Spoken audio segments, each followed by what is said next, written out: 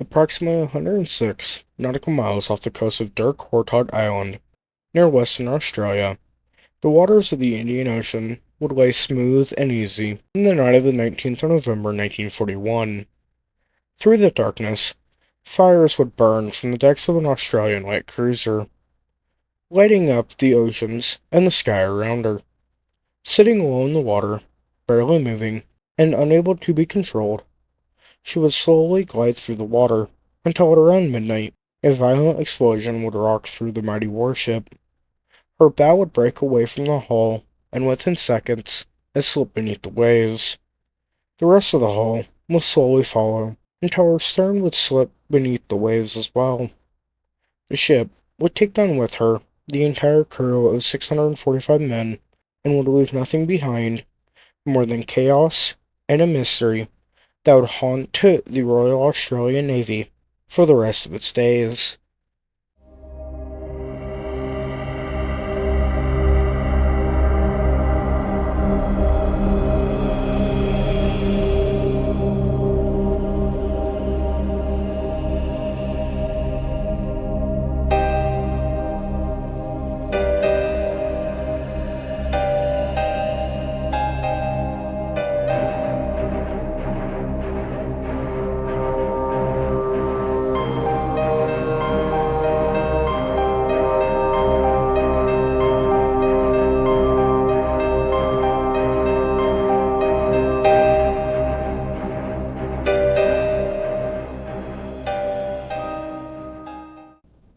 When you think of Australia during a wartime period, most would immediately think about the Emu War that took place in 1932. However, little is thought of in regards to the Australians in other times of conflict, and this being even more apparent when we start to talk about their navy. For most of the Royal Australian Navy's existence, the Navy was placed heavily on the back burner for the longest time, it would not fully come into the light until the first HMAS Sydney would sink the German raider HMAS Emden at the Battle of Cocos in 1914 during the First World War. Even with being something of a myth for so long, the RAN is not something to be played with. However, today's video covers the fate of the most controversial and mysterious warship sinking in the history of the RAN. The sinking of the HMAS Sydney II, and the mystery that surrounds her, is the most confusing and mysterious to ever cross the RAN, and even to this day, some of the parts of the mystery still remain unsolved. But before we can get into the events that led up to, and on the day of the 19th of November 1941, we have to take a trip back into history before the famous Leander-class cruiser would ever even become an idea on paper, and take a look at a term that, from the beginning, would leave fear in the minds of the enemies facing it. The term being the merchant raider.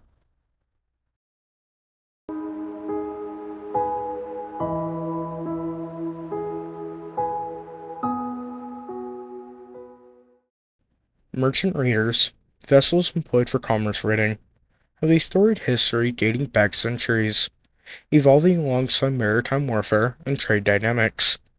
From their inception to present times, these ships have played pivotal roles in naval strategies, economic distributions, and geopolitical maneuvering.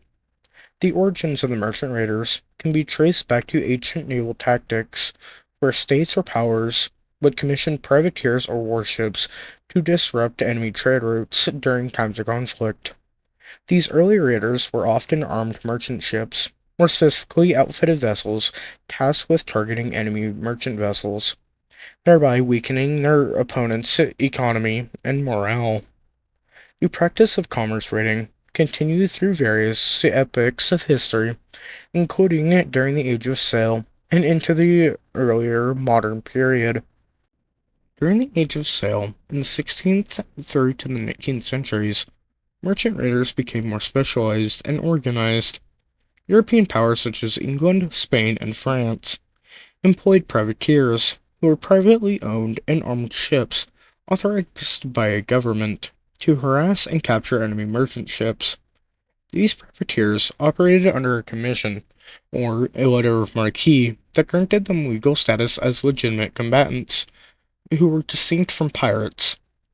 The tactics and technology of merchant raiders evolved significantly during the 19th century. The advent of steam-powered ships and advances in naval artillery allowed for faster and more effective raiding vessels. A notable example of this included the Confederate States commerce raiders during the American Civil War, such as the CSS Alabama, which wreaked havoc on Union shipping during the American Civil War. The two world wars of the 20th century would mark a significant shift in the nature of commerce raiding. Both conflicts saw the use of submarines, such as the German U-boats in World War I and in World War II, as well as surface raiders like the German auxiliary cruisers, tasked with disrupting Allied supply lines. These raiders operated independently or as part of coordinated naval campaigns, demonstrating the continuing strategic importance of commerce raiding in modern warfare. After World War II, the role of merchant raiders evolved yet again. With the decline of privateering and establishment of international maritime laws, the focus shifted from state-sanctioned raiders to rogue actors or state-sponsored entities engaging in asymmetric warfare or economic sabotage. The Cold War era saw instances of clandestine raiding tactics, such as submarine espionage and sabotage operations. In contemporary times, the concept of merchant raiders has expanded beyond traditional naval warfare to include cyber warfare and economic espionage. Non-state actors, such as hackers and coordinated espionage groups, engage in activities aimed at disrupting global commerce and stealing intelligent property, blurring the lines between traditional raiding and modern cyber threats.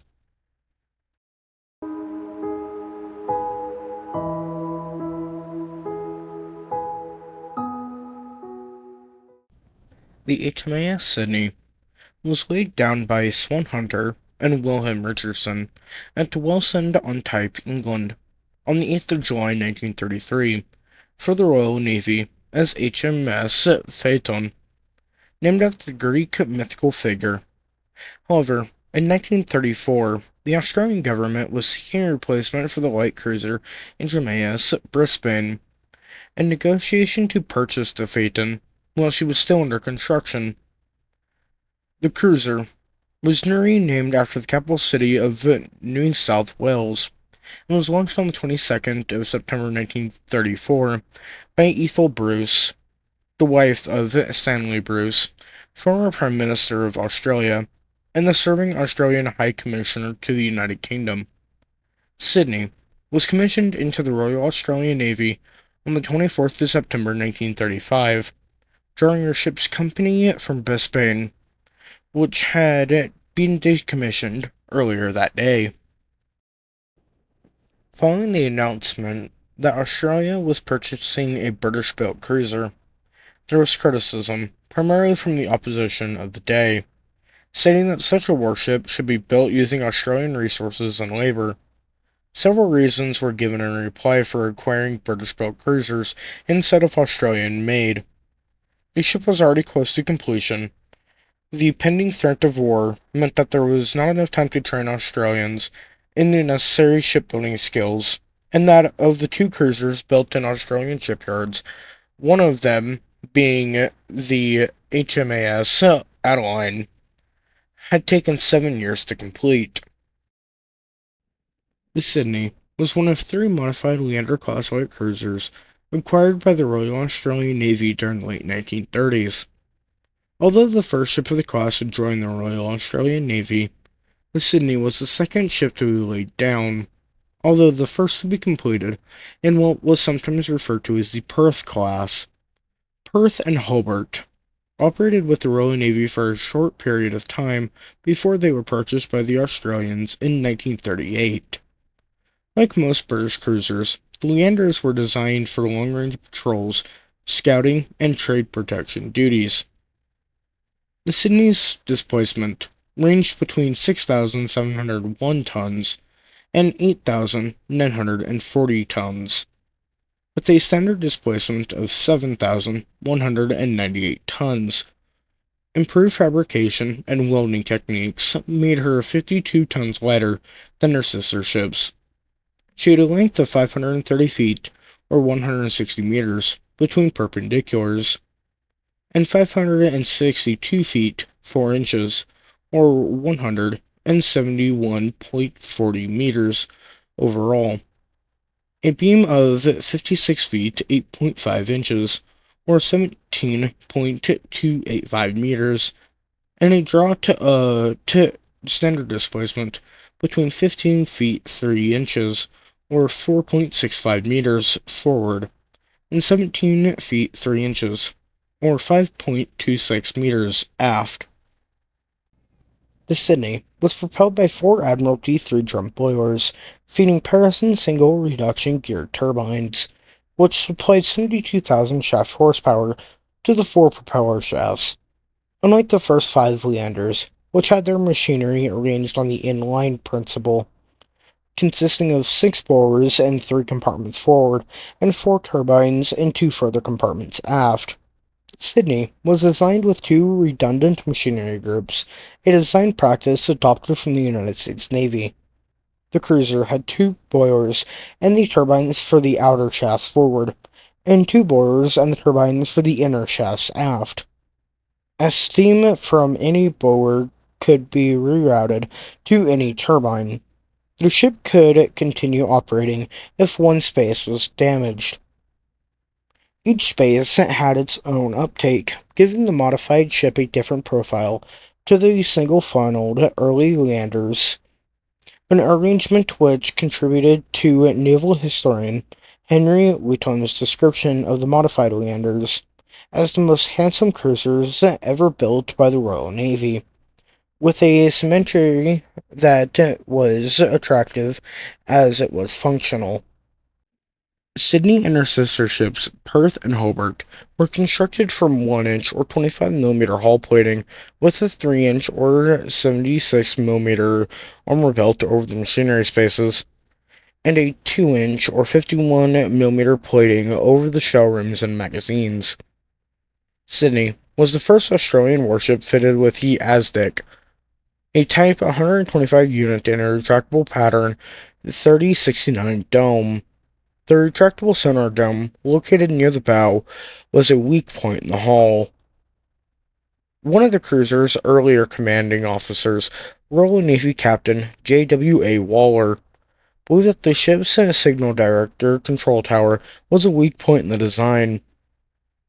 The director control tower was the highest compartment on the ship, from where personnel would determine the range and optimum firing angle for a gun salvo, then transmitted this information to the gun turrets. The actual firing could be controlled from the tower or the turret. Waller believed that the centralized system could be destroyed with a single hit, or the wiring linking the compartment to the turrets could be severed, forcing the four turrets to rely on independent control.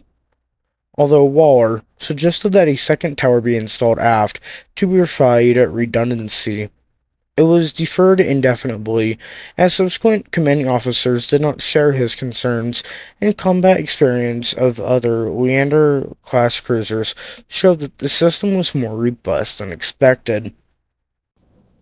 Sydney's main armament would consist of 8 6-inch 152mm breech-loading Mark 23 guns, mounted in 4 Mark 21 twin turrets, A and B forward, and X and Y aft. All 8 guns could be fired in a salvo, elevated to an angle of 60 degrees and depressed to an angle of -5 degrees, and fire 8 rounds a minute at targets up to 24,800 yards. 4 4-inch 100mm quick-firing Mark 5 guns, mounted in single high-angle Mark 4 mountings, were fitted to a platform aft the aft funnel. These were primarily used to target aircraft at heights up to 28,750 feet, but could also be used against surface targets with a maximum range of 16,300 feet. Their replacement, with 8 Mark 19 high-angle, low-angle guns on 4 twin mounts, which would occur in the late 1930s, was prevented by the outbreak of World War II. The guns could be swapped out during a maintenance docking, but the demand for cruisers and Sydney's fortune in never sustaining major damage meant that the additional time in dock could not be justified. For close-range anti-aircraft defense, 4-inch guns were supplemented by 12 0.5-inch or 13mm Vickers Mark III machine guns. These were arranged in 3 Mark II quadruple mountings, one on each side of the forward superstructure, and on the top of the third aft superstructure. A mixture of 0.303-inch or 7.4 or 7.7mm machine guns were used for close defense work and could be fitted to pedestals on various points of the ship, primarily around the bridge, and on the 3 searchlight platforms, one either side of the forward funnel, the third raised above the aft superstructure. At launch, Sydney carried 14 Lewis machine guns and 2 Vickers machine guns, but by the start of World War II, the Lewis guns had been reduced to 9, and the Vickers guns removed completely. 8 21-inch 533mm torpedo tubes were fitted into quadruple Mark 7 quadruple mounts to the deck below the platform for the 4-inch guns. Only 8 Mark 9 torpedoes were carried. Sydney was fitted with a single depth charge rail at the stern, which fired 5 Mark 7 depth charges. 4 3-pounder 47mm or 1.9-inch quick-firing Hotchkiss guns were carried as saluting guns. These were removed during the August 1940 refit. Sydney was fitted with a 53-foot, 16-meter cordite powdered revolving catapult between the 2 funnels, which was used to launch the submarine Walrus, sometimes described as a Seagull 5, amphibious aircraft. The Walrus was operated by Royal Australian Air Force personnel from No. 5 Squadron RAAF, which was redesignated No. 9 Squadron RAAF in 1939. The 7-ton electric crane used to recover the aircraft was also served to deploy most of the ship's boats. Initially sent to escort and patrol duties in Australian waters, Sydney was sent to the Mediterranean in mid-1940. Sydney would operate against Italian naval forces for 8 months, during which she participated in multiple battles and sank 2 Italian warships, 1 destroyer and 1 cruiser, as well as several merchantmen, and supported convoy operations and shore bombardments. The cruiser was recalled to Australia in early January 1941. The need to rest the ship and personnel, plans to spread combat experience across the Royal Australian Navy, and a desire to reinforce the nation following German raider activity in nearby waters were all factors. Sydney was assigned to Fremantle, Western Australia, and resumed escort and patrol duties. Command would be handed over from Captain John Collins to Captain Joseph Burnett in May 1941. On the 11th of November, Sydney departed Fremantle for Singapore with the transport SS Zealandia. The vessels would sail to the Sudan Strait, where the troop ship was handed over on the 7th of November to the HMAS Durban. Sydney would then turn for home, and was scheduled to arrive in Fremantle late on the 20th of November. At the time of the battle, the Sydney had a ship's company of 645 men, 41 which were officers, 594 of which were sailors, 6 Royal Australian Air Force personnel, and 4 civilian canteen staff. The ship we know today as the HMAS Kormoran wasn't always supposed to be the merchant raider that she is known as today. The Kormoran, whenever she was first launched, was to hold the name Steiermark. Following the First World War, German naval power had limits placed upon it by the Treaty of Versailles, which were later eased by the 1935 Anglo-German Naval Agreement. By the 1930s, the discrepancy between the conventional warship strength of Germany and that of other nations led the German military to recognize that auxiliary cruisers engaged in commerce raiding could play a significant role in future wars, as they had during the First World War. Merchant ships that could be converted into raiders were identified and were to be taken up by the Kriegsmarine for conversion following a declaration of war. Steiermark was one of these ships. The merchant vessel Steiermark was constructed by Friedrich Krupp German Werft in Kiel for the Hamburg-America Line. Launched in 1938, the ship was to operate on the East Asia Run, but had completed only sea trials when war was declared. Receiving the designation Schiff 41, or Ship 41 for administrative purposes, she was taken into dockyard hands following the outbreak of World War II. Conversion of the merchant ship commenced in early 1940 and was prioritized as second one to the work on the U-boat fleet. The conversion work included installation of camouflaged weapons, fitting for bunks for sailors, creation of internal passageways leading to their stations, prisoner accommodation consisting of an open area for hammocks, and facilities to keep ship's masters and women separate from the general population. Where constructed, the raider was also provided with equipment with which to modify her appearance and allow her to masquerade as another merchant vessel. While the ship was being fitted out, her future crew underwent training aboard the blockade runner Monte Pascal. The Steiermark was one of 9 civilian ships taken up by the German Navy for conversion into merchant raiders following the outbreak of the Second World War. These ships were referred to as auxiliary cruisers or trade disruption cruisers. She was the largest of the 9 civilian ships taken up, and would be the most recently constructed when she was taken up for modifications.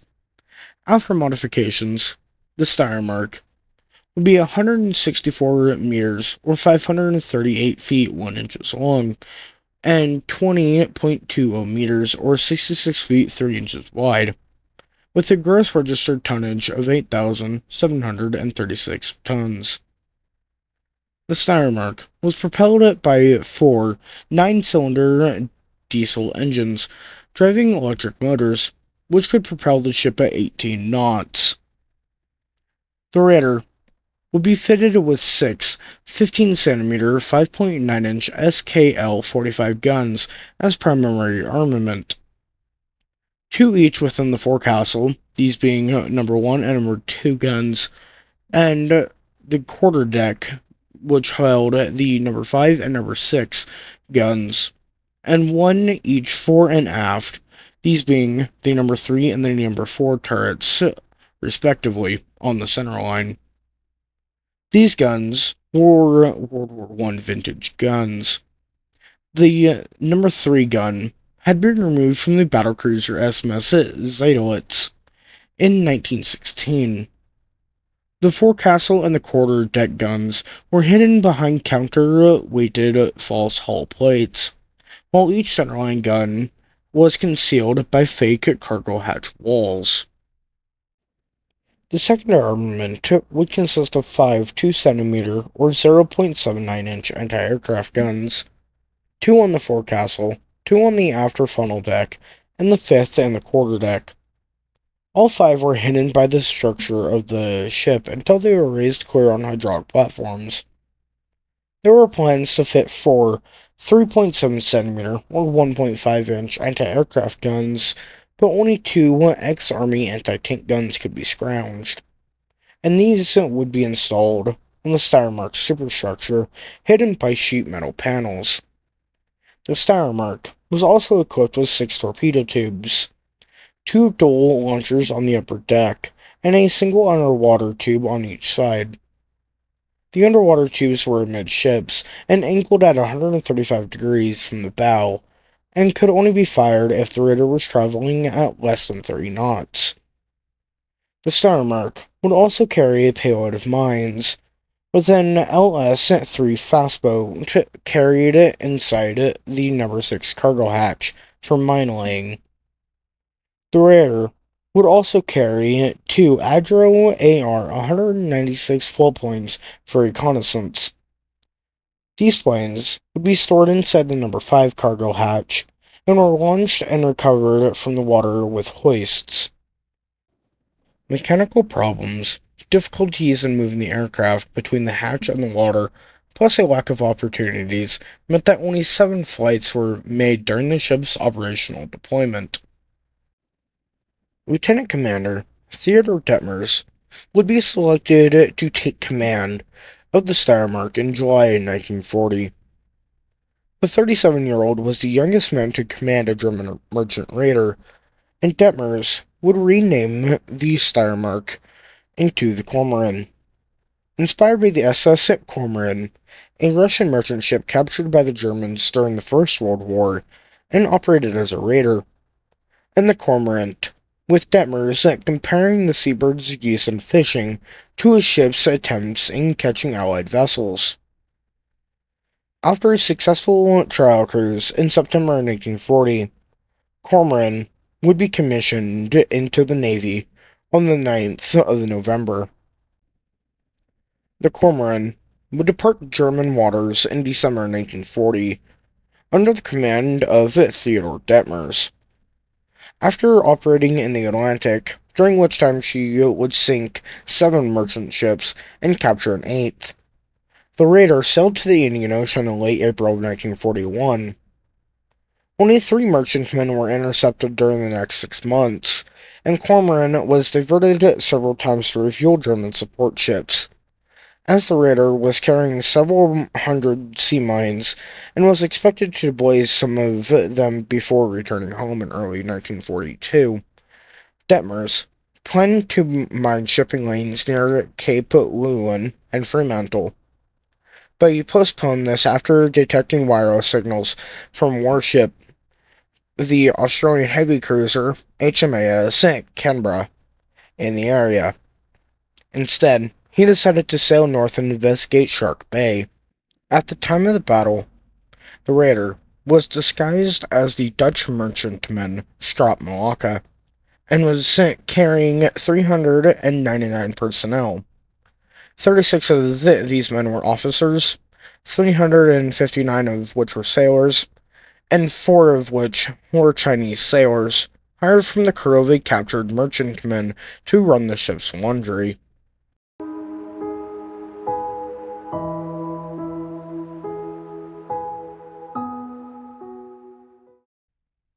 On the 19th of November, shortly before 1600 hours, the Kormoran was 150 nautical miles southwest of Carnarvon, West Australia.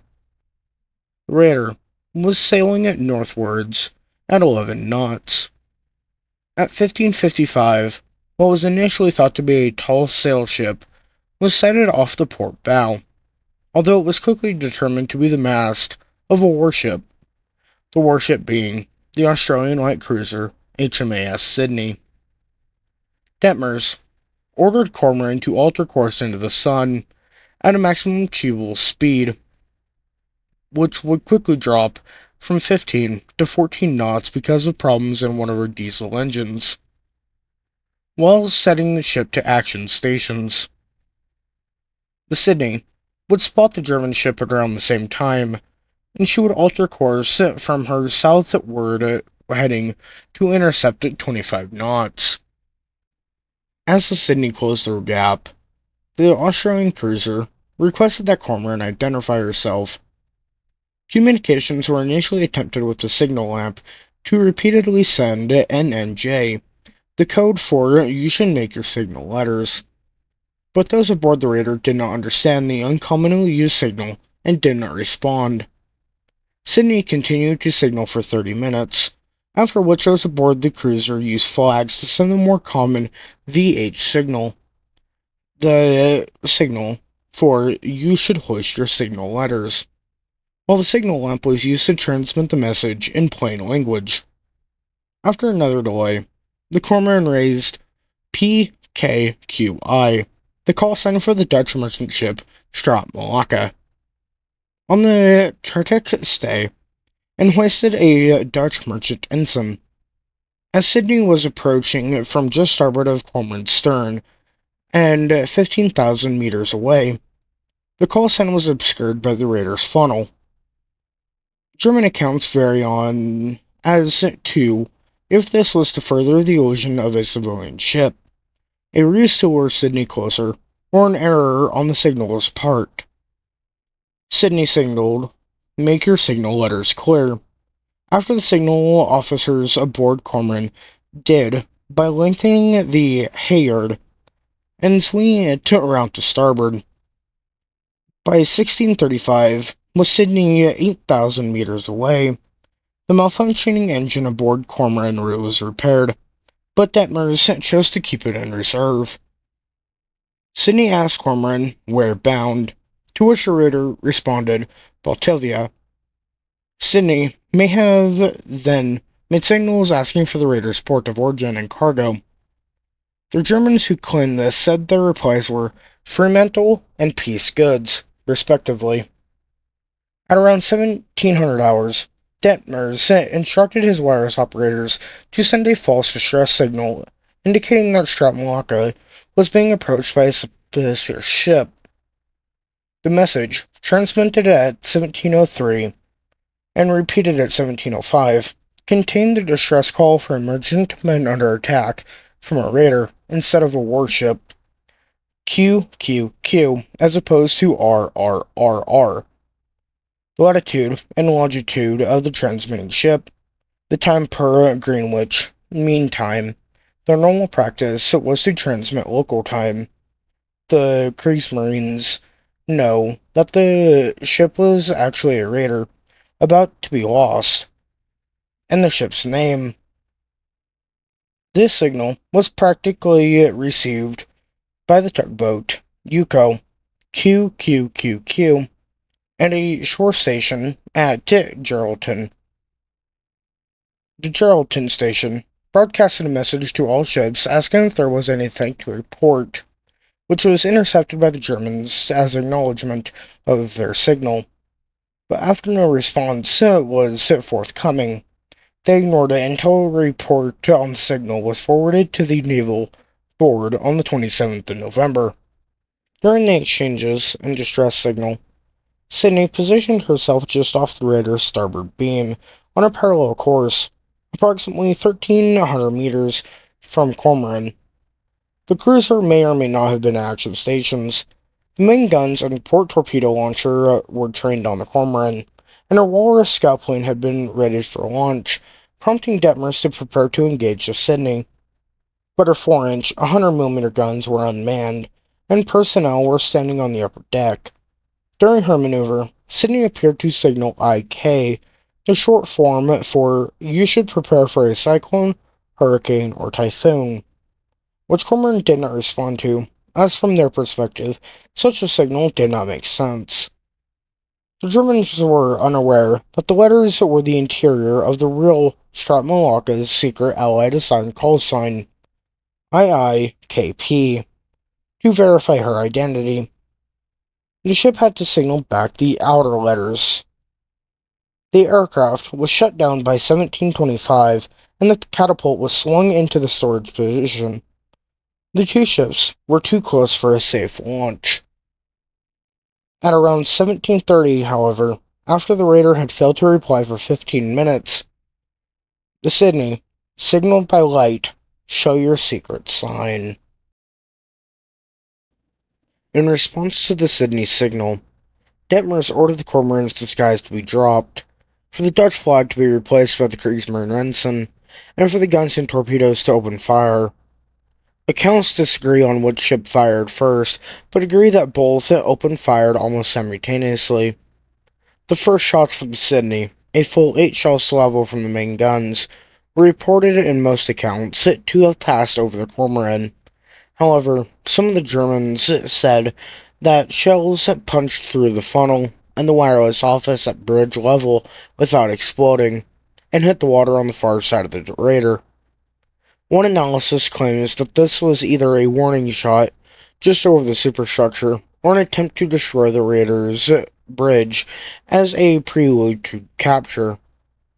With the Cormoran's opening salvo, which consisted of 2 shells instead of 4, because the raider's 2 centerline guns were slower to decamouflage, the gunnery officer attempted to bracket the cruiser's bridge, but failed to hit it, with the shells striking other parts of the ship or missing entirely. 2 torpedoes from Cormoran's starboard above water torpedo tubes were launched simultaneously with the raider's attack, and the close proximity of the target allowed the use of anti-aircraft guns and close defense guns to rake Sydney's flank, thus preventing the use of the cruiser's secondary weapons. Subsequent salvos from the raider were more accurate. The second 3-shell salvo destroyed Sydney's bridge and damaged her upper superstructure, including the gun direction control tower, wireless offices, and foremast. The fourth 15-centimeter 5.9-inch gun was readied by this time, and all 4 began to fire.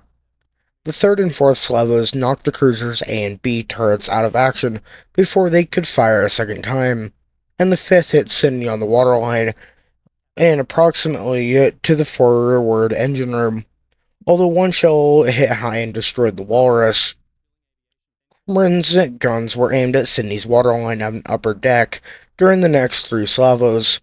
Over the 6th German salvo, Sydney's remaining fire was her aft turrets.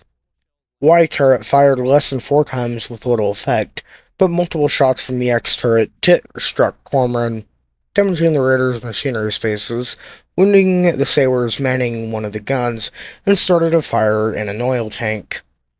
Around the time of the 8th or 9th German salvo, one of the 2 torpedoes fired at the start of the engagement struck Sydney just forward of the A turret and near the ASDEC compartment, the weakest point in the hull, ripping a hole in the side and causing the bow of the cruiser to angle down.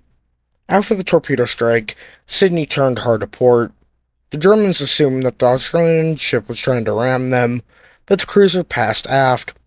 During the turn, the 10th German salvo tore the roof from B turret and destroyed the A turret's housing. The main phase of the engagement ended around 1735, with Sydney heading south and slowly, while Cormoran maintained her course and speed. Sydney's main armament was completely disabled. The forward turrets were damaged or destroyed, while the aft turrets were jammed facing port away from the Cormoran, and her secondary weapons were out of range. The cruiser was wreathed in smoke from fires burning in the engine room, forward superstructure, and around the aircraft catapult. Cormoran discontinued salvo firing, but the individual firing aft guns scored hits on Sydney across the raider's stern. At around 1745, Sydney fired 2 torpedoes from her starboard tubes, although some Germans reported more. Prior to the torpedo launch, Detmers had tried to destroy Sydney completely and ordered the raider to return to port just so 4 gun salvos could be fired. This maneuver, however, caused the torpedoes to pass the stern of Cormoran. After completing the turn, battle damage caused Cormoran's engine to completely fail, leaving the raider dead in the water, while Sydney continued to sail southward at low speed. Cormoran maintained a high rate of fire despite being immobilized. Some sailors claim that up to 450 shells were used during the second phase of the battle, and scored hits on the cruiser. Although many shell misses at the range increased, The raider fired her guns for the last time around 1750, with their range at 6,600 yards, and a torpedo was launched at around 1800 hours, but missed the Sydney. By the end of the 30-minute battle, the ships were at 10,000 meters apart. Both were heavily damaged and on fire. The Sydney was proceeding on a south-southeast bearing, apparently not under control. The Australian warship quickly disappeared from the German sights, although the glow of the burning ship occasionally lit up the horizon until 2200 hours, with some German survivors stating that the light was visible consistently or occasionally until after midnight. Sydney sank during the night. It was originally thought that the cruiser exploded when fires reached the shell magazines or torpedo launchers, or took on water through the shell holes on her port side and capsized. However, after the wrecks were discovered, it was determined that Sydney was under limited control after the battle, maintaining a course of 130 to 140 degrees at speeds of 1.5 knots. The ship remained afloat for up to 4 hours after the battle before the bow would finally tear off and dropped almost vertically under the weight of the anchors and chains. The rest of the ship sank shortly afterwards and glided upright for 500 meters, or 1,600 feet underwater, until it finally hit the seabed stern first. The Kormoran was stationary, and in 1825, Detmers ordered the ship to be abandoned, as damage to the raider's engine room had knocked out the firefighting systems, and there was no way to control or contain the oil fire before it reached magazines or the mine hold. All boats and life rafts were launched by 2100 hours, and all but one filled. A skeleton crew manned the weapons while the officers prepared to scuttle the ship. Cormoran was abandoned at midnight. The ship sank slowly until the mine hold exploded 30 minutes later. The German survivors were in 5 boats and 2 rafts, one cutter carrying 46 men, 2 damaged steel life rafts with 57 and 62 aboard, the latter carrying Detmers and towing several smaller floats, one workboat carrying 72 people, one boat with 31 men aboard, and 2 rafts, one bearing 26 sailors. During the evacuation, a rubber life raft carrying 60 people, mostly wounded, sank without warning, drowning all but 3 aboard. The total German casualties were 6 officers, 75 sailors, and 1 Chinese lumberman.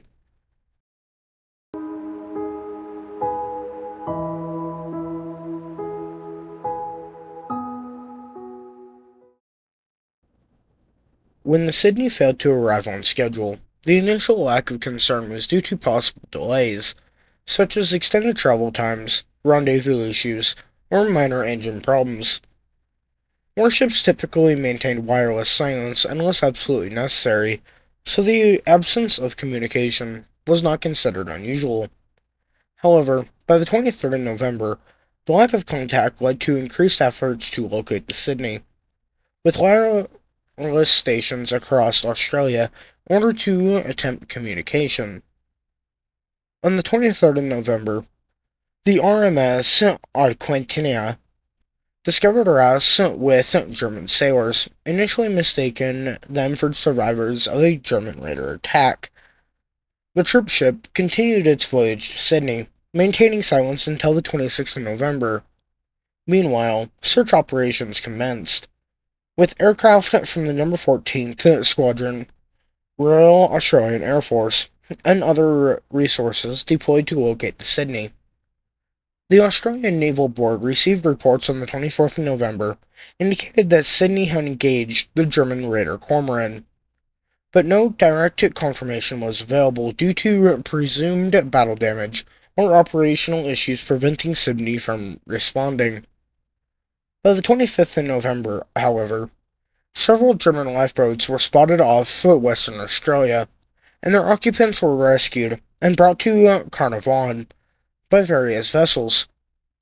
Despite extensive search efforts, including aerial searches and naval patrols, no survivors from the Sydney were found. The search concluded on the 29th of November, with all German lifeboats accounted for, revealing that 318 of Cormoran's 309 crew survived, while no survivors from Sydney were discovered, aside from a few items possibly linked to the cruiser.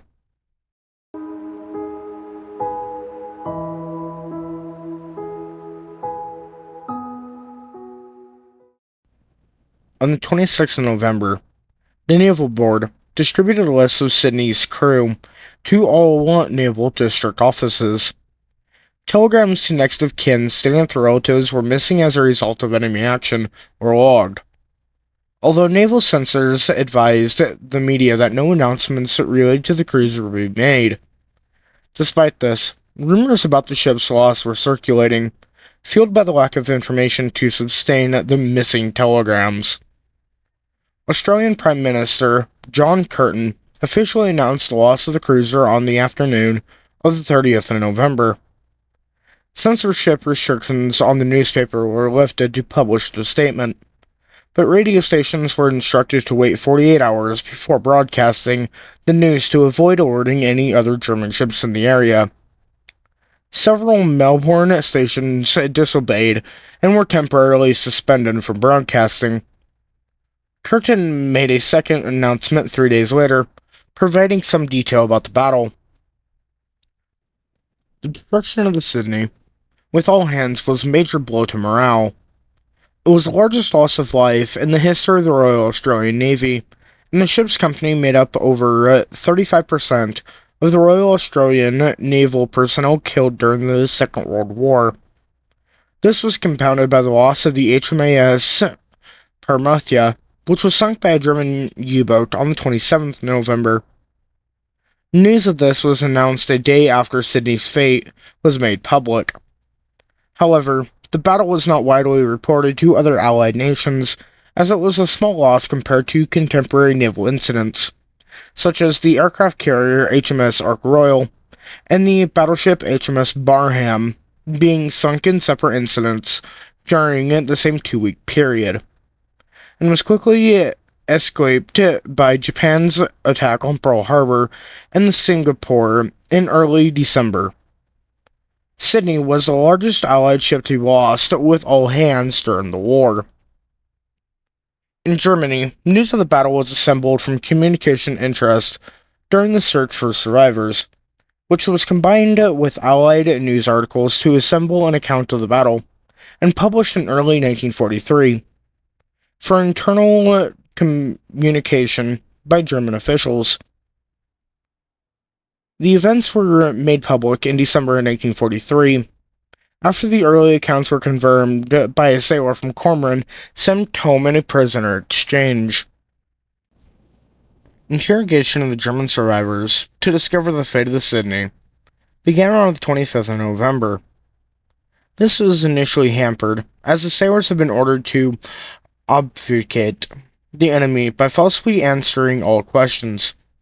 Many did not follow this instruction, but their accounts included second-hand information of varying reliability. Several groups were quickly combined and had the opportunity to standardize any falsification. Those who made landfall in 2 separate groups were combined, then placed aboard at Centaur with the men from Detmers' lifeboat. However, some efforts were made to keep officers separate from the sailors. Detmers and his executive officer were initially held aboard HMAS Sydney, then transported overland to Fremantle, and while all the sailors were interned at a camp near Harvey, the officers were imprisoned at Campbell Barracks. Not all groups had this opportunity, however. The sailors rescued by Aquinia were delivered to Sydney, and interrogations of these men showed the same commodities and inconsistencies as the main body of interviews. In addition, some of the men were interviewed, formally or informally, prior to their group reuniting with the others. The independent accounts provided the same common elements. Based on this, it was concluded that the true story was being given, and that there was no widespread attempts to falsify accounts. After the main interrogations were completed, the Germans were moved from Fremantle to Merschen, Victoria during late December and early January. The officers aboard the liner Duntran and the sailors overland on 2 trains. The sailors were placed in the number 13 prisoner of war camp, which already hosted 1,200 soldiers of the Afrika Korps and their shipmates rescued by Aquinia, while officers were sent to the nearby Dingerland homestead. Some further interrogations were carried out after this point.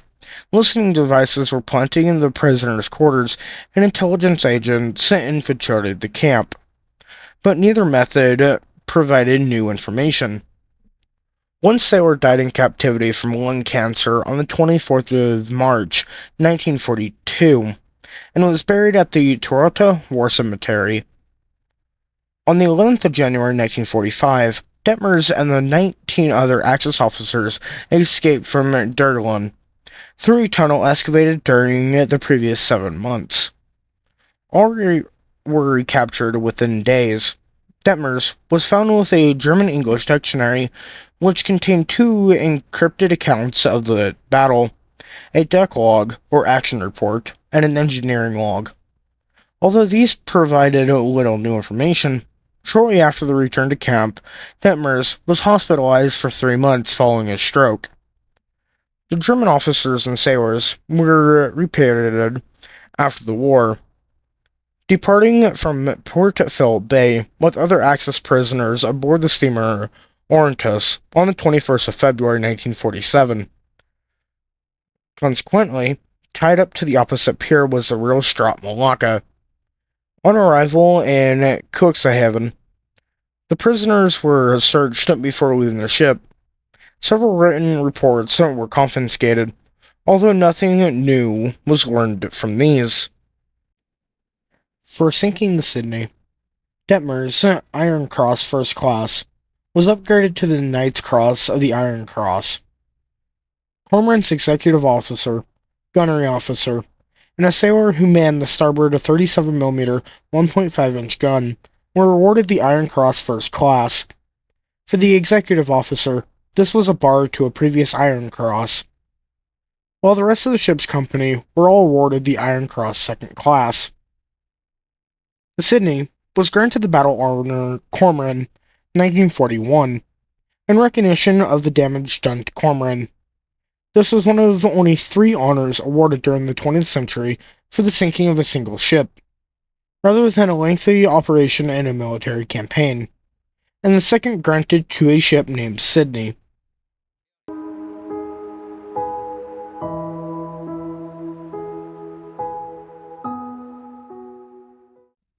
Despite knowing the approximate position of the Kormoran, the search for both the Kormoran and the Sydney was hampered by the vast and imprecise search area. The battle coordinates provided by German accounts suggested a broad search area, and some alternative theories proposed that the wrecks might be located further south or closer to shore, complicating efforts. From 1974 to 1991, various searches conducted by HMAS Sydney and other ships, including the HMAS Protector in 1997, failed to locate either ship.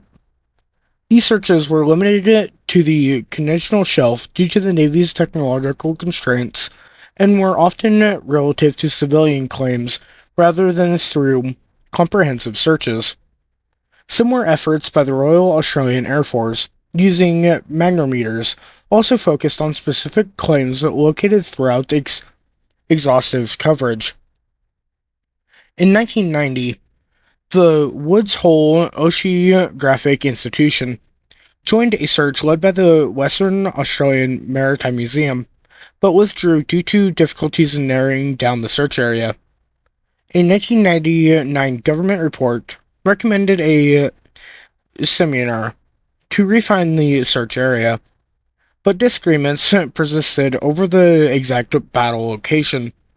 Subsequent searches by oil and gas companies and DOF Subsea Australia in 2002 and 2007, respectively, found no evidence of the wrecks in the proposed southern area, which helped to discredit the alternative engagement theory and reaffirm the challenges in locating the ships.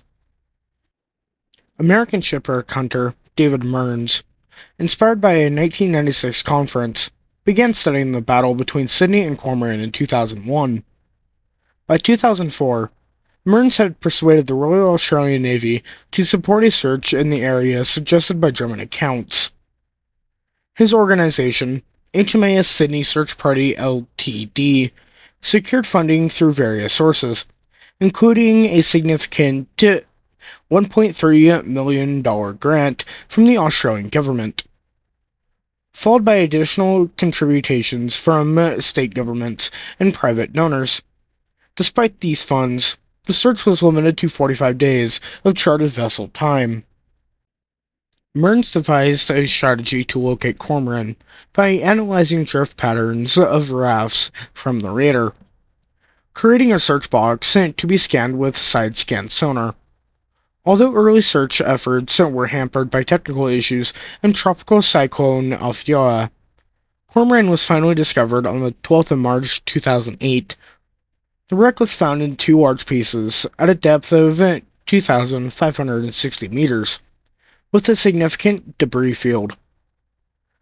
The Australian Prime Minister, Kevin Rudd, announced the discovery on the 17th of March, prompting a follow-up search for Sydney, which was located later that day at a depth of 2,468 meters. Following the discoveries, the wrecks were protected under the Historical Shipwrecks Act of 1976 and added to the Australian National Heritage List in March of 2011. The geosender completed its search and documentation of the wreck by early April of 2008. In April of 2015, Curtis University and the Western Australian Museum conducted a detailed expedition to map the wrecks using 3D imaging and assess any deterioration, producing extensive video footage and still images for further study and conservation planning.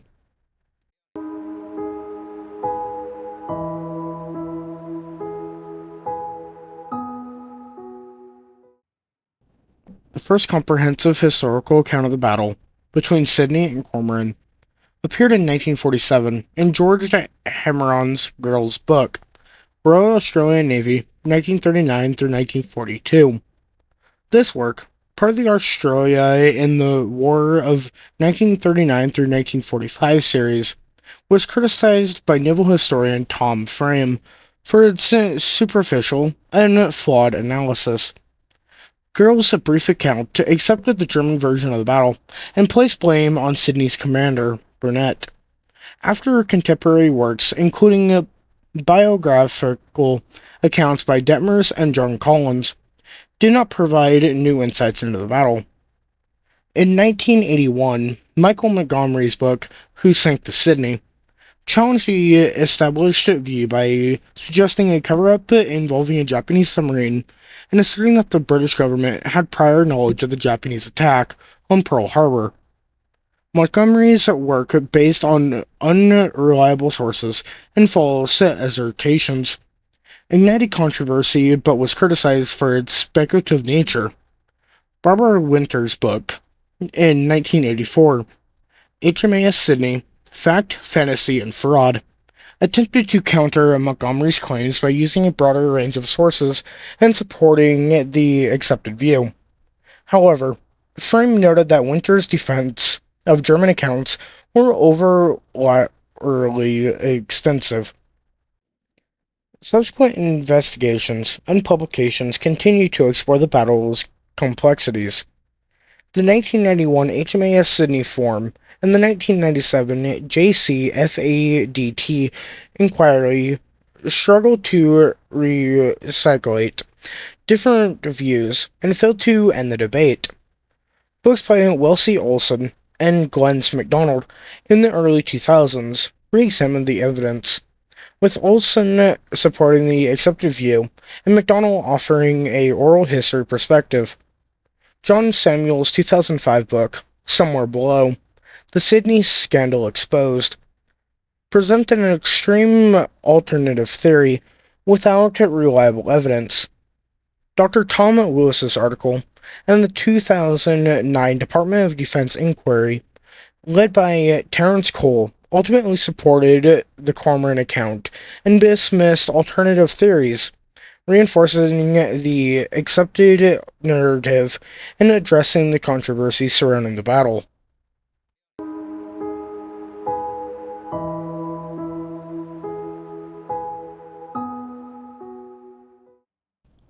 Rumors that the battle was not what it seemed commenced almost as soon as Sydney failed to reach Fremantle on schedule, some mediating from the highest levels in the administration. But it was not until Montgomery's Who Sank the Sydney that a published work collated these rumors and challenged the accepted view of the battle. Frame and Olson both credit Montgomery with igniting the controversy. The former describes Montgomery's work as a political finger-pointing, brawling account, which, if not deliberately prepared to create a controversy, had that effect, while the latter claimed that the book only sparked debate and opened old and new wounds. The controversial view had been maintained and propagated by several organizations, such as the Sydney Research Group and End Secrecy on Sydney, and authors like MacDonald and Samuels.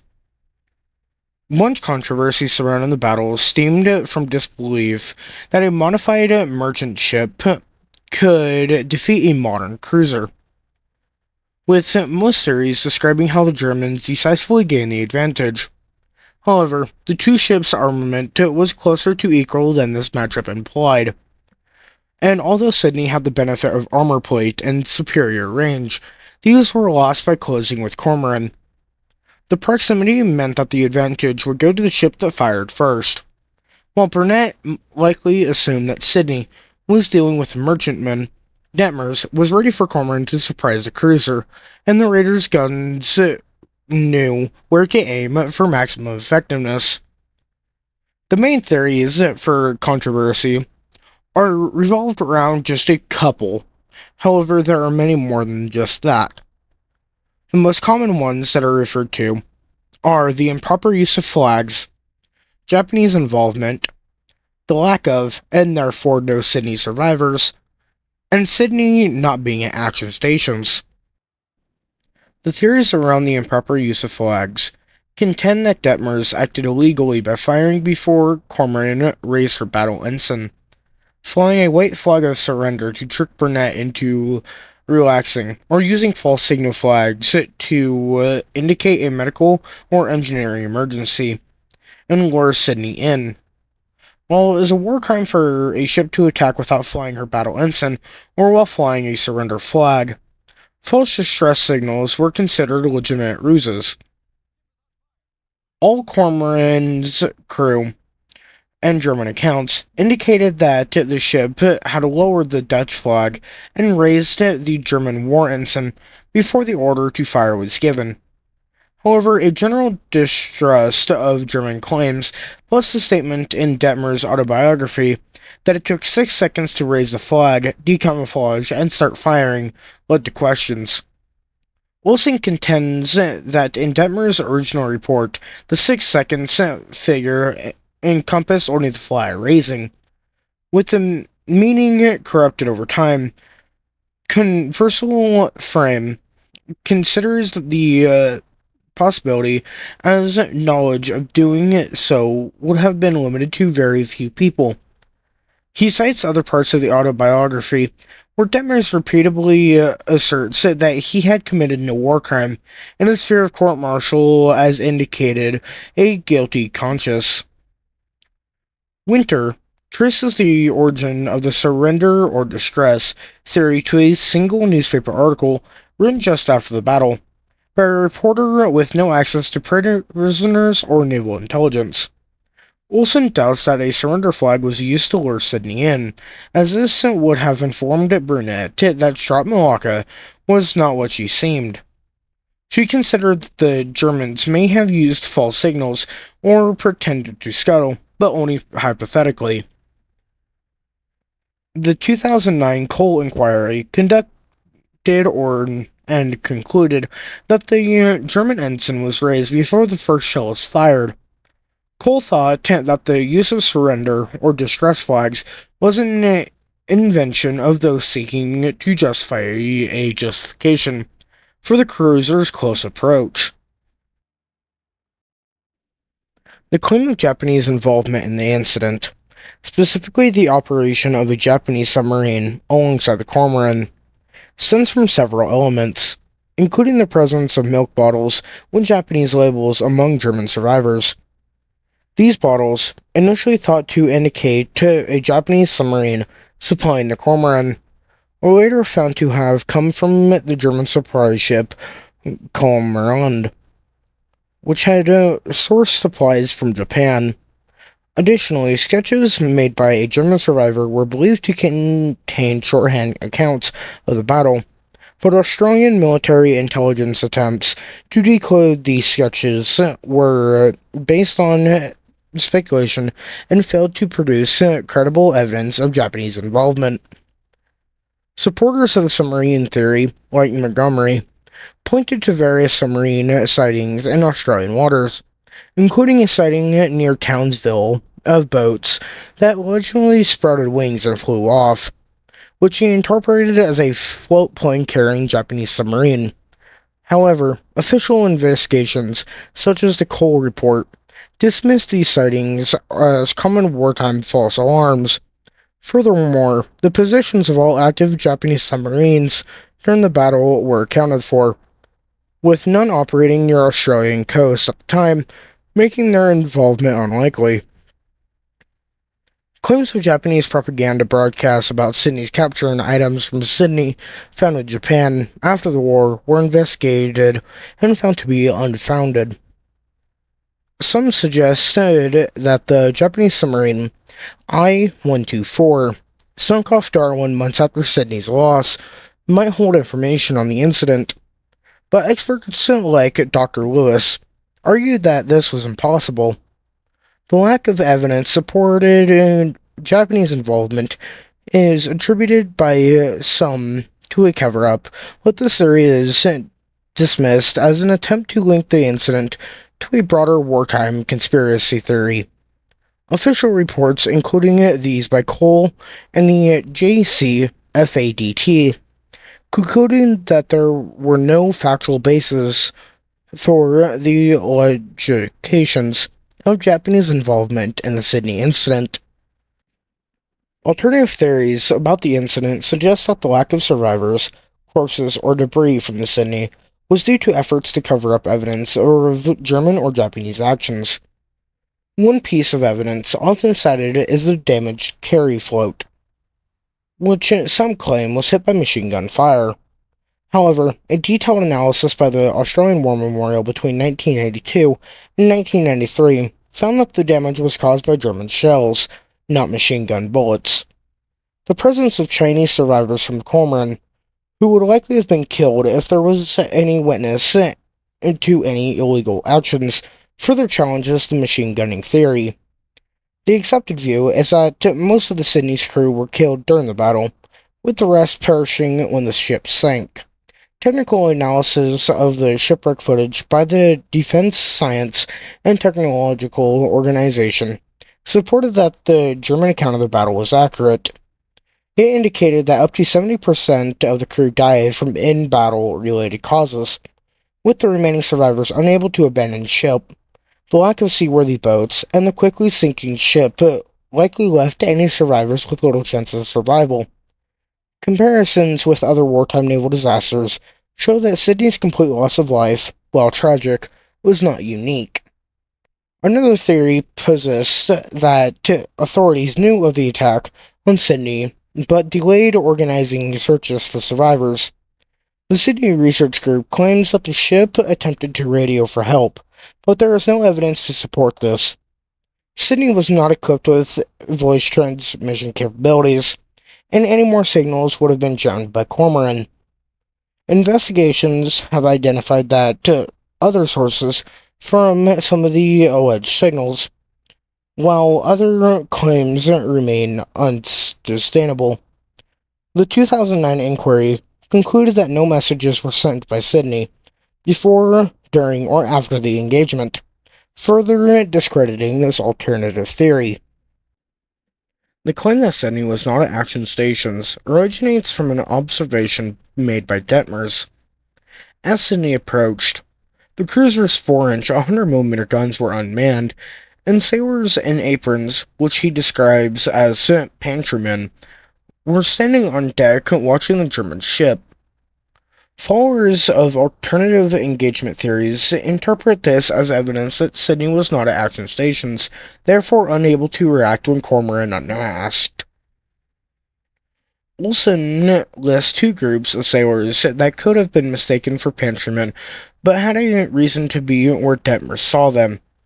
Ammunition handlers from the 4-inch guns, who wore protective aprons, could also be standing clear of their weapons because of the planned catapult launch of the Walrus amphibian, or the direction X turret was facing when turned on Cormoran, both of which could have injured the unprotected gunners. A second group would have been a cutter party preparing to launch a boat to rescue the Walrus crew if it ditched, or to board the Cormoran, with their life jackets mistaken for aprons. The JCFADT report suggests a third group, a damage control party in firefighting gear. Conversely, the Cole report stated that Sydney may not have been at action stations. The ship's logs for several Australian warships showed that it was not common to practice to do so when approaching unidentified merchant vessels in home waters. This combined with Detmers' observation and the belief that Sydney's approach followed procedures for an innocent instead of a suspicious vessel, prompted Cole to conclude that the Australian cruiser was not at action stations.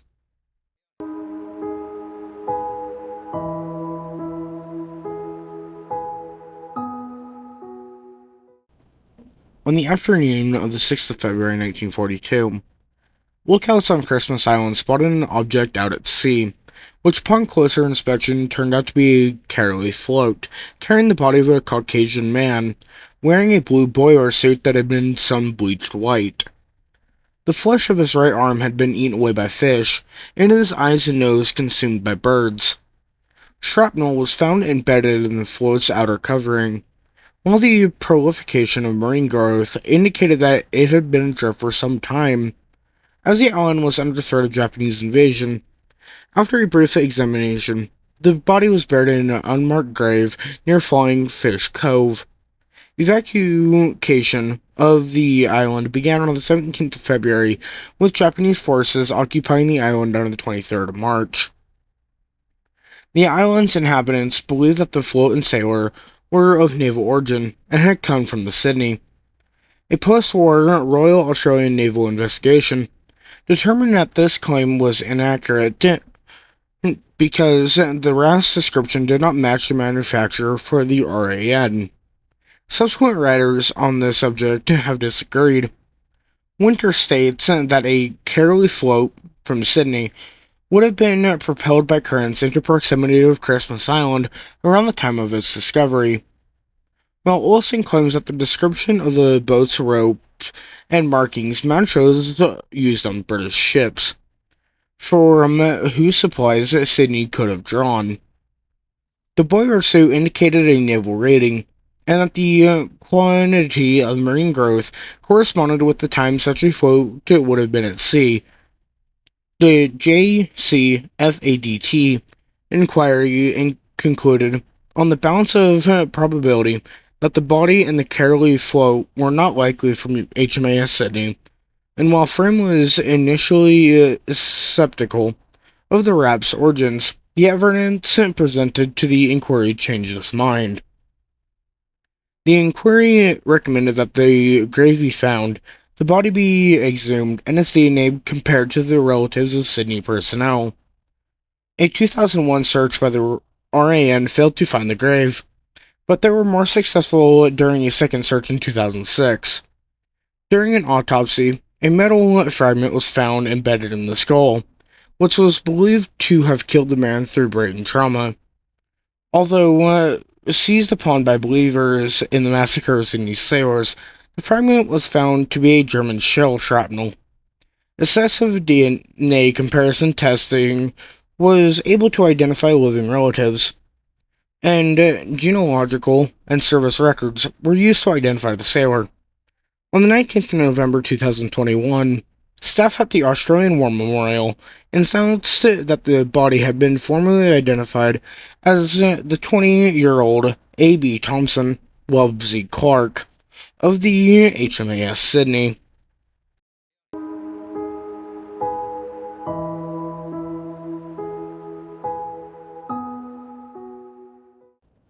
Captain Burnett's decision to maneuver Sydney close to the disguised Kormoran remains a point of speculation even to this day, as there are no Australian survivors to explain his reasoning.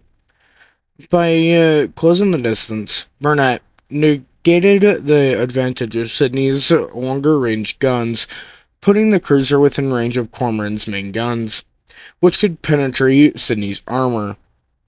Most early accounts accepted the German interpretation that Burnett was deceived by Cormoran's disguise, leading to a ship's tactical vulnerability, and placed varying degrees of blame on him for Sydney's loss. Some historians, like Gill, suggest that Burnett's inexperience in combat, due to prior shore positioning and calm operational areas, may have made him less cautious in approaching Cormoran. Gill argues that Burnett may not have been suspicious of the ship's identity. Otherwise, he would have used the ship's walrus seaplane for reconnaissance, or broke radio silence to verify the ship. Others, like Olson, believe that Burnett faced conflicting orders: destroy raiders at a distance to avoid retaliation, but also capture merchantmen to replace Allied ships lost in the Tonnage War. Olson suggests that Cormoran's suspicious actions may have prompted Burnett to close in for a better identification and potential capture, but this approach ultimately proved fatal. The 2009 inquiry, led by Cole, concluded that Burnett was following procedures for approaching an innocent vessel, not one deemed suspicious. The correct procedure for a suspicious ship would have been to keep a safer distance, in order to stop under threat of fire. Cole speculated that Burnett, possibly influenced by previous experiences with inaccurate shipping lists, may have dismissed Strat Malacca's unexpected presence as a critical error. By the time any suspicious arose, Sydney was already too close and at a tactical disadvantage, leading to the cruiser's ultimate destruction.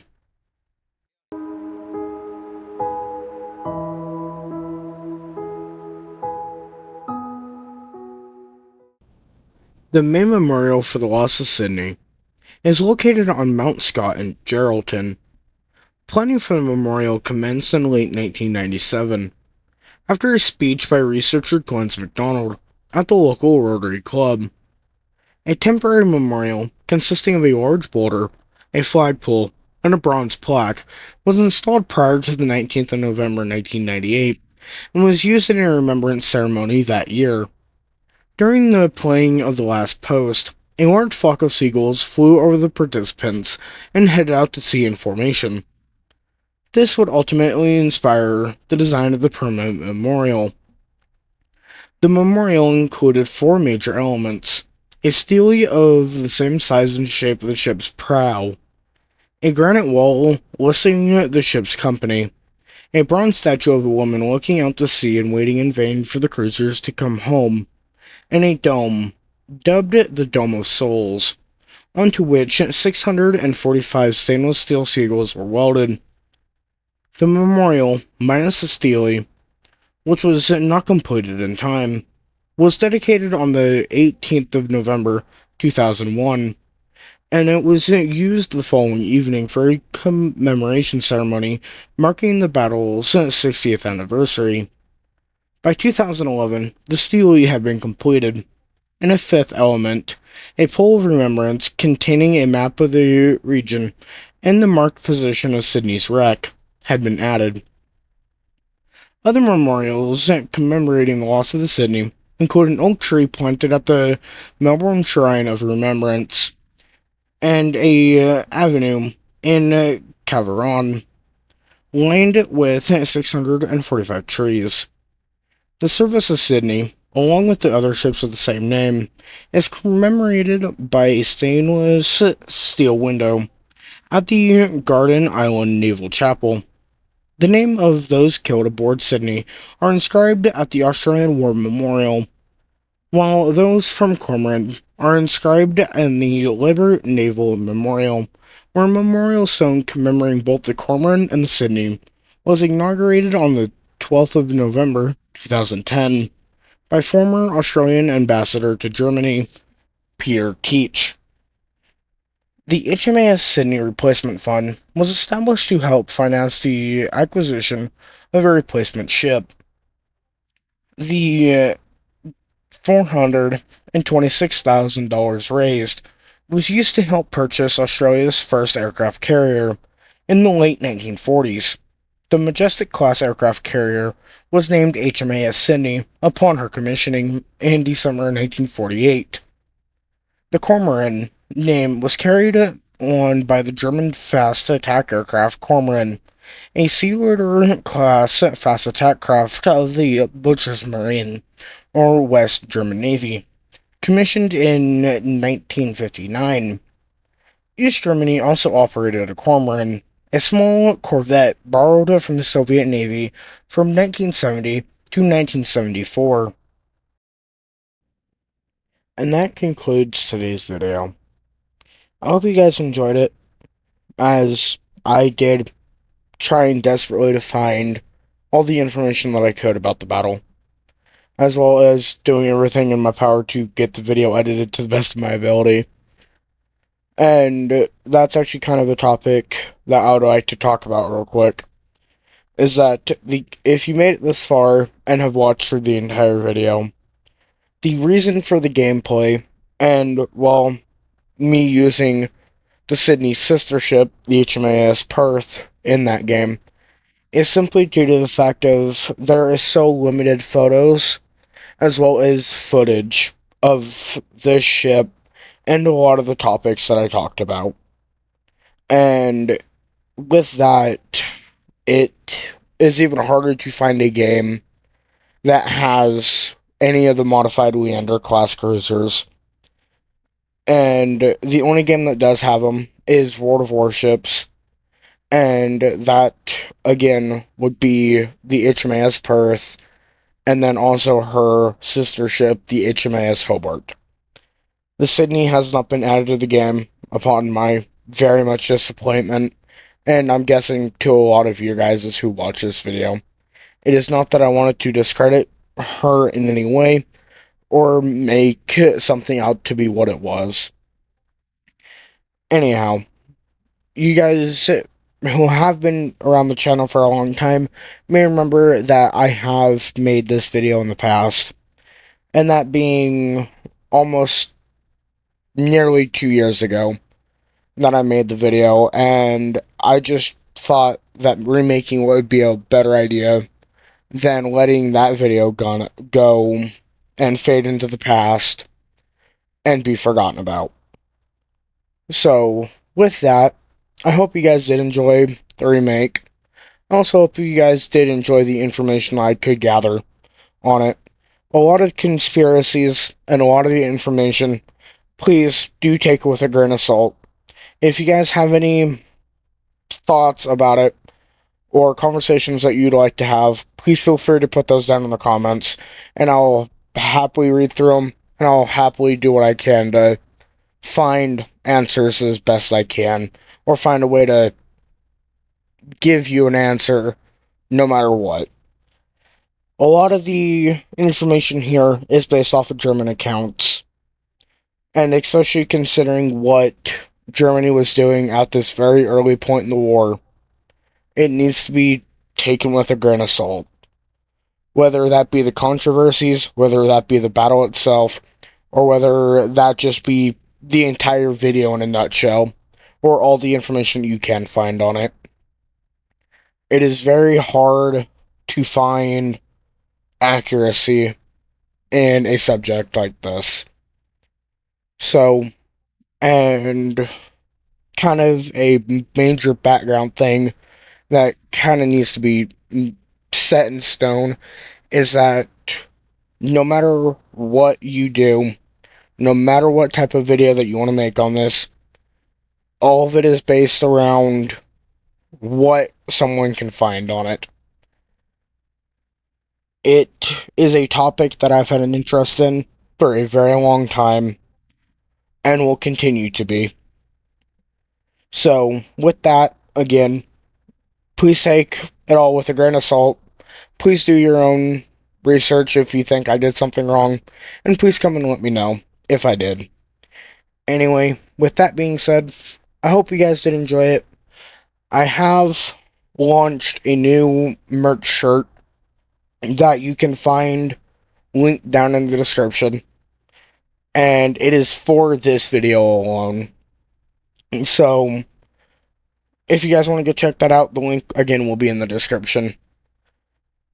And with that, I again thank you all for watching this far and to the very end.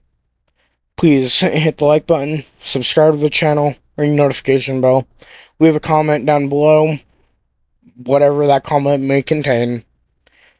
I apologize for the audio ahead of time. If it is crappy throughout the video, I do apologize. That is just my voice in a nutshell. So, with that, again, I hope you guys did enjoy it, and I will see y'all in the next one.